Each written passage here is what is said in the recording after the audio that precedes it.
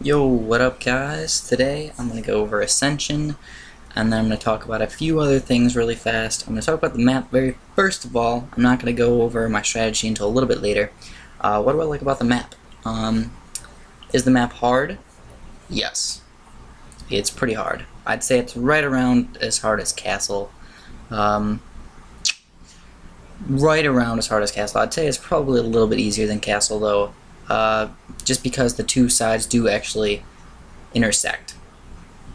And they come from the top and the left, and I think you guys can see that.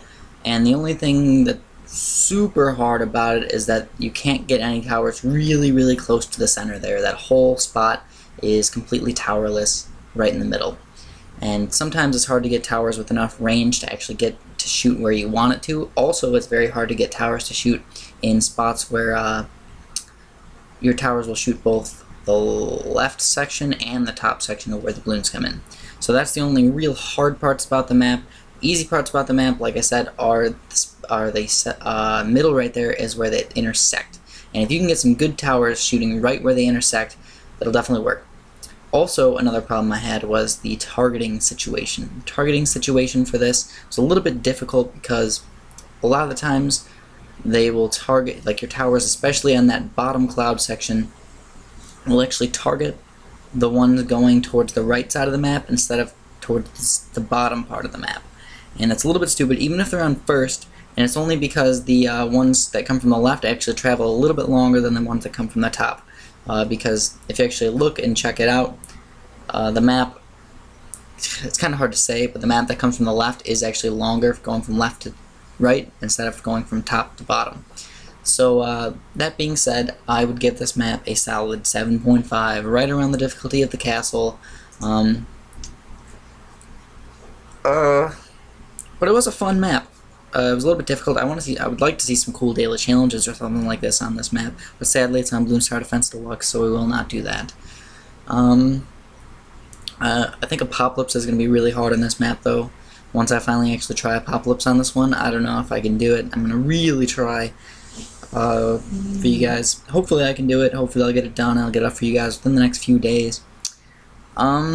So that's it for talking about the map really. Now I'm going to talk about the strategy a little bit. And first of all, I started off with the Monkey Engineer, and obviously he's just a little bit overpowered, but even on this map he was actually not as good as I wanted him to be. I might have been better off with a few Dart Monkeys, but I decided to start with him and just use some Road Spikes instead. Yeah, I did use some Road Spikes early, especially early in the game, but I did that so you guys will have an easy run through later in the game. So yeah, you might have to do a little bit of micro early, or you could just get lives lost. That could work too.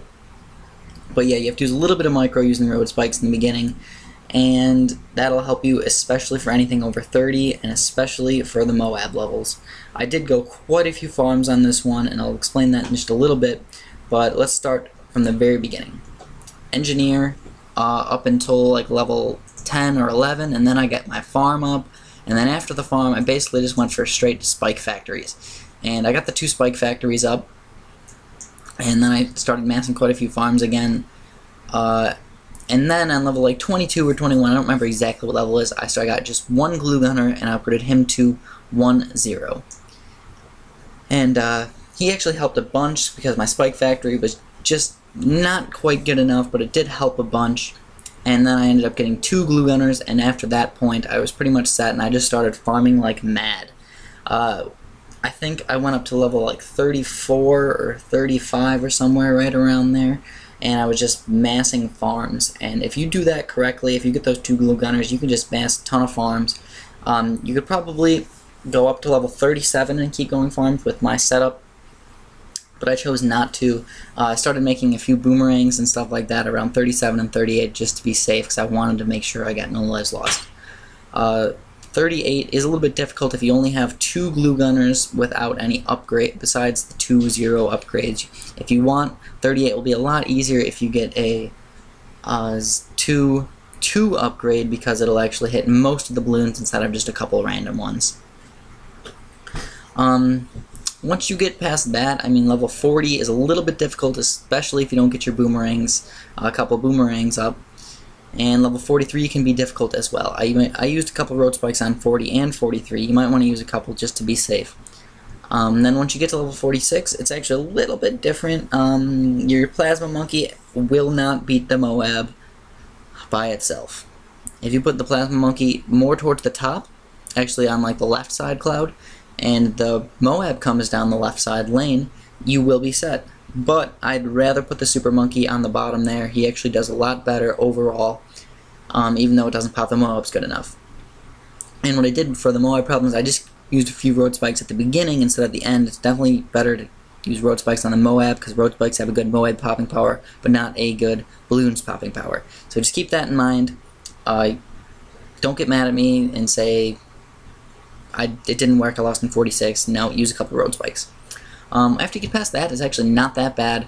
You just have to watch a little bit. The Roboplasma is actually not fantastic versus all the Moabs, so what you're going to do is actually, I used a Balloon Chipper, and a Balloon Chipper helps a ton. Right around 50, I made sure I got a 4-2 or a 4-0 Balloon Chipper. The 4-2 works just a little bit better. You probably only need a 4-0. But yeah, after you get the Balloon Chipper, you want to just go for a Roboplasma. And if you want, you can get a Super Glue Gunner or an Arctic Wind. I chose a Glue Gunner because he could actually hit pretty much all the map right in the middle there. And I chose not to get an Arctic Wind because there's really not a very good spot for an Arctic Wind. If you want to get Arctic Wind, you probably need 2 Arctic Winds, and I really didn't want to deal with spending $12,000 on some ice.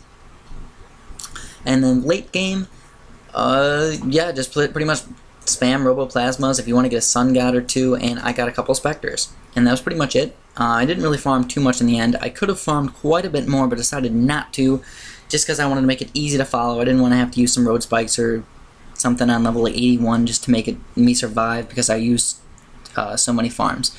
So yeah, it's not really a free play round.